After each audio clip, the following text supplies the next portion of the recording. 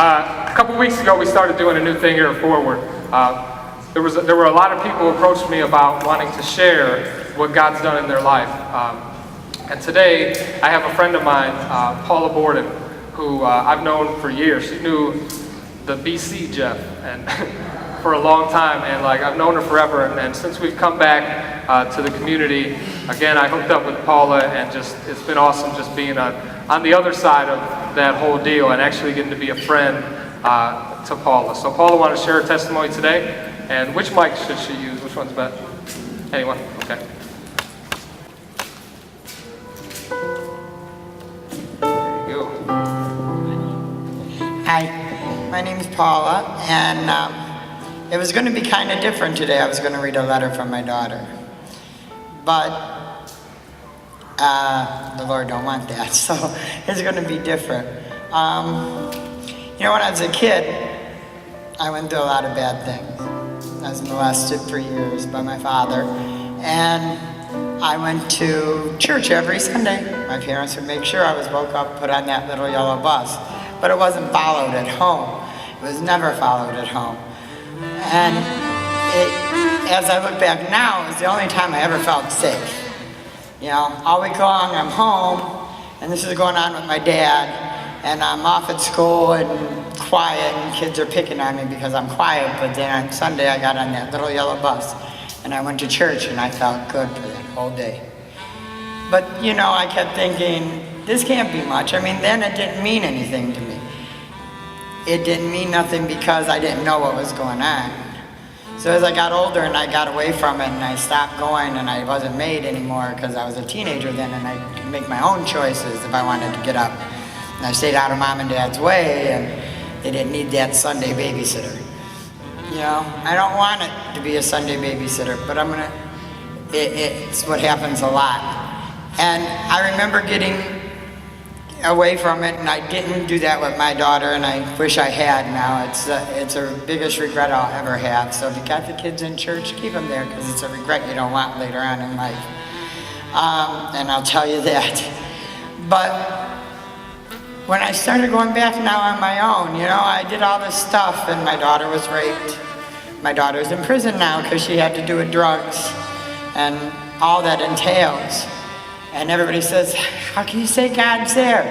And how I can say God's there? My daughter's alive.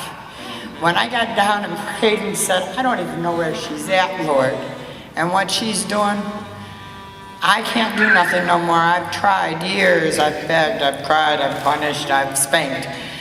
What do I do? Please do something. The next day she was in jail. She used to laugh as she got in and out. My mom prays that I go to jail. No, I don't. I pray that if you're not ready for this, that He'll put you back where you're safe until you learn, until you get it out of your system.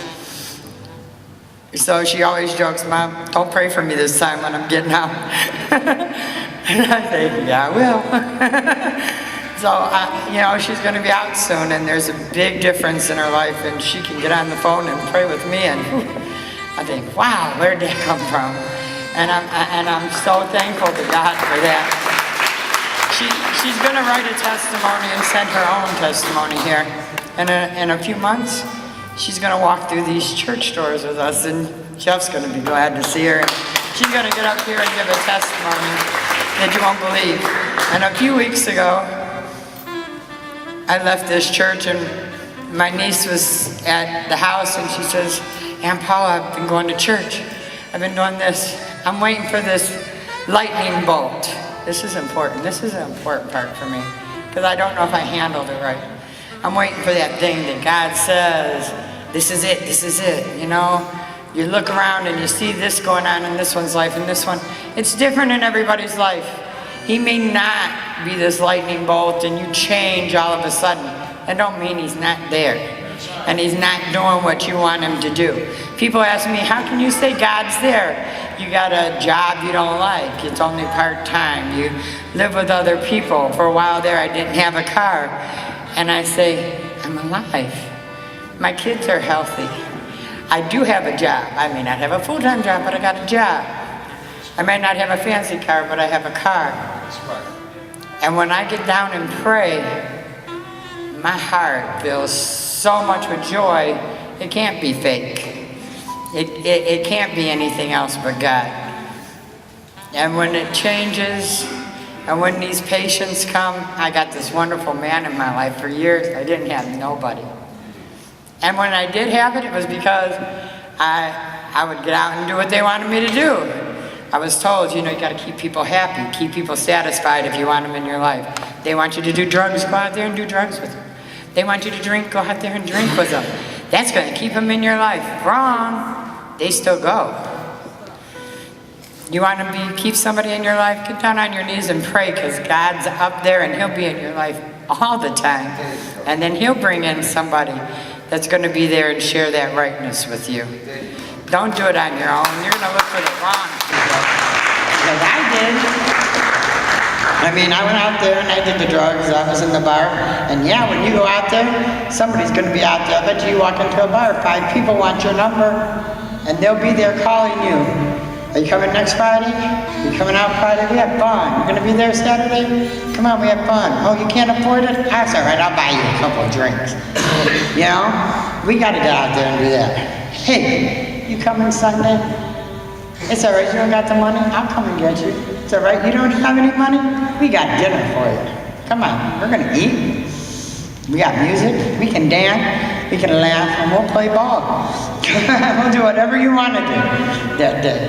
But we don't get out there and do that. We got to start, because those people in the bar and on the streets and those drug dealers are there to call you, ask you every day, do you want to go have fun? You don't call them for your drugs for a couple days. They're gonna be calling you. You don't have the money? Oh, is that it? Oh, that's all right. I'll front it to you. That's all right. We'll front them a meal too. They don't have to wait until Sunday, right?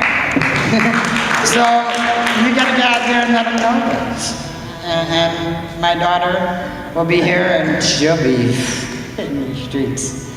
And if she don't, Mama's foot will be in her butt to make her. But keep the kids in church, please, because you know what? When I went back, I remembered every hymn. I didn't have to open up that book. I remembered them. They just flew into my heart. It was like, wow. I know every word to the song. I didn't even have to open that book. I remember when I was a kid. The preacher started preaching, and he's like, I remember that story. I remember that. And it didn't open up for years. So it stays in their hearts. When it's not being practiced at home. So imagine if we can do that, and it's not being practiced at home, it's just when you go to church, that if you're doing it at home too, you'll never forget. So, if you want to give your kids something, it's going to start from being down there. And if you haven't done it, go out there and find those ones that want to come in. And I went through a lot of stuff. I was molested myself, like I said, for years by my own father. I did drugs because men wanted me to do drugs if I was going to keep them with me. I went drinking.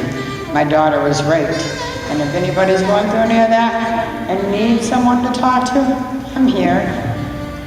I'll go into as much of my past that will rip whatever, it'll help you get through what you're going through right now and head you into the right direction. Because I believe every person lives through what they live through to do one thing for God. And I kept wondering, what's my purpose? I'm not out there preaching like Jeff. I can't get up here and sing like these guys. I don't have the money to go out there and make big donations. And I realized, when Jeff calls me once in a while, his Dave's pastor. If I tell one person to have a great day, or how blessed they are, or they ask, how are you blessed? You're here working, you don't look too happy, you're tired. I'm here, and I'm blessed, and God woke me up. And maybe that one person I tell that will come there. So I don't know, maybe my job is just one time I'm going to say it to the one person that's going to get out there and make a big difference. I may never know it, so we all have a purpose, and we all live through what we live through. So please keep the kids in church. Tell someone every day about God. And be patient for those who aren't even trying yet, because they will. My daughter has. It took a lot of years. Keep praying. They'll ask you not to.